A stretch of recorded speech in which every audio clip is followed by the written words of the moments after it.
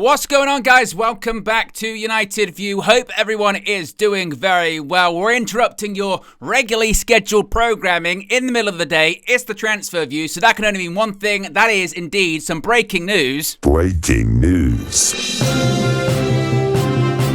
It can be positive and negative. It can be both. It can be both.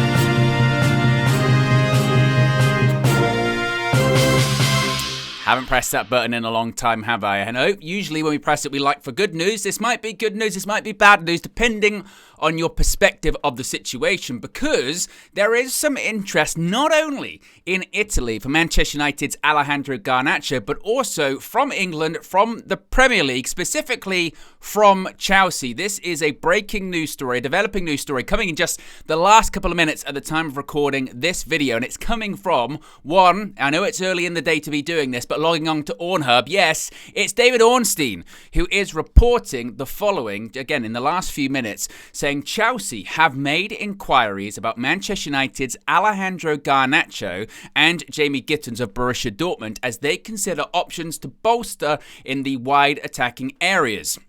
The 20-year-old wingers are among multiple candidates of interest to Chelsea as they explore potential signings. Ornstein continues on by saying conversations remain at an early stage, with Garnacho and Gittens fitting the profile the West London club are pondering to bolster head coach Enzo Maresca's squad. Now, as David Ornstein says there, it's very early stages, it's very early days when it comes to all of this. What we have seen, and we spoke about it at length this morning, Flex and myself on this morning's transfer view, be sure to check it out. Talking about Napoli, of course, Napoli have been interested with those stories began, didn't they, in Italy, and really bubbled up late last night, suggesting that they had made an approach to Manchester United. I don't know if it was a really official offer. There had been suggestions that a bid of around £40 million had gone in. Manchester United very quickly and swiftly rejected that, saying that they're, again, not even openly looking to sell the likes of Alejandro Garnacho, Kobbie Mainoo and others, but everybody has a price, just like the $1 Million Man Ted DiBiase said in the 1980s, and it goes the same for any player in the Manchester United squad, particularly as we have our struggles with PSR. But Napoli were around sort of 20 to 30 million pounds off what Manchester United are looking for. Reportedly, United looking for at least a minimum of sort of 60 million pounds, probably reality much more than that. Probably, I would think maybe 65, maybe even 70, something like that, which would, of course, represent pure profit. Now, that's to a European club. When a European club comes in, of course, there's more openness to sell a player because you go, well, we're not going to be competing in the Premier League against a player. We're not going to be making our direct rivals better. So if we have to sell, in an ideal world, you do sell to someone in Europe, not in the Premier League. With this Chelsea one, I mean, I don't know. I mean, but it's one of those ones where I think that the headline grabs you. You know, just look beneath me. Chelsea hold early stage Garnacho talks. You go, well, okay, that's quite significant, isn't it? I mean, man, maybe there really is something to this story about Manchester United maybe being open to getting rid of these academy players. Maybe Manchester United are sort of suffering when it comes to PSR. Maybe Manchester United really are going to be ruthless and they're going to cash in on one of these young players, or certainly these homegrown players. Obviously, you wouldn't say Rashford's young, but someone like a Rashford too, and try and rebuild the squad from there. I don't know how much legs there are to this. I still say that when the January transfer window shuts in a couple of weeks' time, I still think Alejandro Garnacho is going to be a Manchester United player. I'd be very surprised, frankly, because I just don't think United won't have the capability to replace him at this point. I just don't think... I think that if Man United are going to do business, incomings and outgoings in January, I think it's most likely going to be loans, i.e. I think Rashford's going to go out, maybe Manchester United then bring in a couple of loan players, maybe a wing-back, maybe they're still looking for a striker. Just with January, dominoes have to fall, and I just think... I don't think you can rule out some surprising homegrown players leaving at some point. Obviously, I think Rashford come the summer, his time might be up at United. And I wouldn't even say Garnacho's out of the realm of possibility that he could leave if a good offer does come down. But I'd just be really surprised at this point in January if they'd be willing to sell to Chelsea, of all people. Chelsea have spent, my goodness me, have they spent? They live for a transfer window, and they've spent a lot of money in January in transfer windows, right? They signed Enzo Fernandez in January, so you can't rule that out.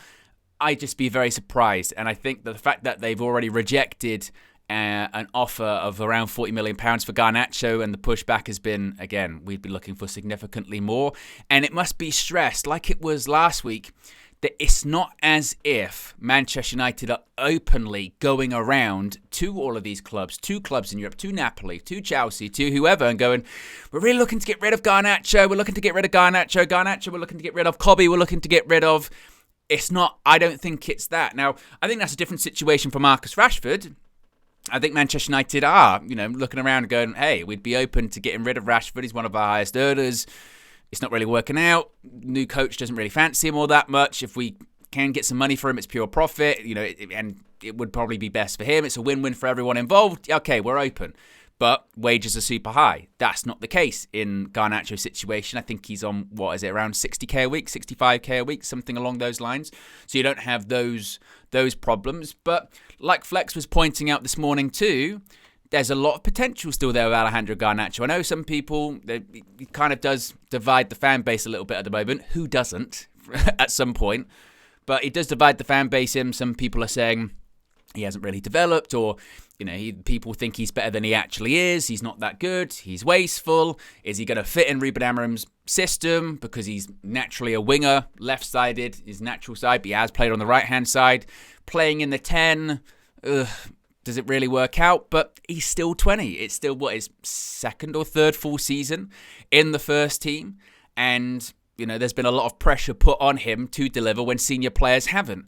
And should Manchester United be looking to sell a 20-year-old with potential that is nowhere near his peak just yet? I mean, because that's whoever would buy him, if Chelsea are buying him, they'd be buying him on the proviso that they're buying a player with potential. And once again, I think this is where it kind of freaks fans out somewhat, isn't it? That fans then start to go, well, if Chelsea are interested, maybe there is something in this player. And would he go to Chelsea and do really well, and then egg would be on our face? And also, when it comes to the pure profit, that's great, and we could reinvest it into the squad. Do we believe that Manchester United even would reinvest it into the squad effectively when we've mismanaged transfers for the longest time? So there's a lot of pros and cons to this one. I think it must be stressed. It's still very early stages. It's not like a bid's gone in. It's not like David Ornstein has even said anything about numbers or anything like that. I still don't think it's going to happen. I do think, though, it probably is clubs testing the water, because I do think that when that story came out a couple of weeks ago, that United would be open to offers, or maybe that's not the best way of phrasing it, of everyone's got a price.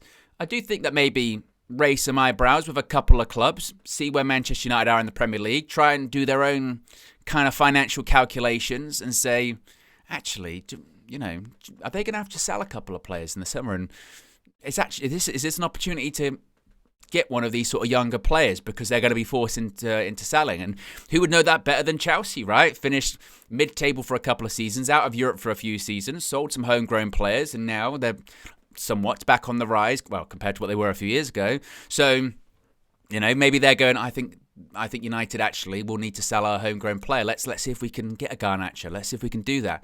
So it's going to be an interesting one. Again, my prediction would be, I don't think Alejandro Garnacho goes anywhere in January.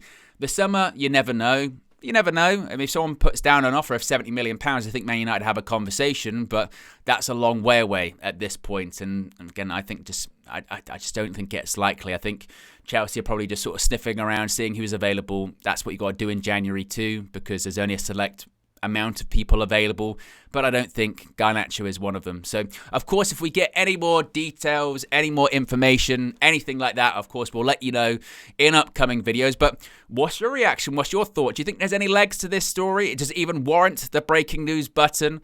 Do you think that Garnacho is going to be anywhere, or do you think it's just scaremongering? I think the fact that it does come from a very credible source in David Ornstein definitely does raise the eyebrows a bit more. If this was from some tabloid, you'd go, what do they know? They don't know anything. Or even if it came from, again, sources in Italy go, hit and miss. When it's David Ornstein, you go, well, there's something in that. There's something definitely in that. So time will tell indeed. But let me know your reaction. Let me know your thoughts in the comment section below. Be sure to smash a like on the like button. Be sure to subscribe, bottom right-hand corner. Stay tuned, because you never know. Might be back soon. I'm out of here. Peace.